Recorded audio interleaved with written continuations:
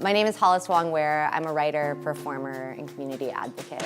It was always kind of in the back of my mind that I understood that men were behind the decisions that we would see externally, like whatever you saw on the surface was really designed by and really designed for men and for the male gaze. I think that's the reason why I resisted wanting to be a musician for so long, is because I knew that inevitably I would be positioned as an object of consumption. I mean, Lauryn Hill has always been a huge inspiration of mine. I feel like she embodied that confidence, that verve, that vision that really led people to understanding new things. She like created, I think, a lot of epiphanies in my generation. She was also really like persecuted for it.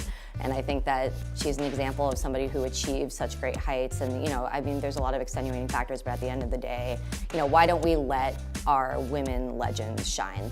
Like, what do we do to the few women that endeavor to create something great? As a woman, writing pop music and working with men to create music for all listeners, but specifically I find myself, you know, working to write for women or to write for men who are singing or rapping about women.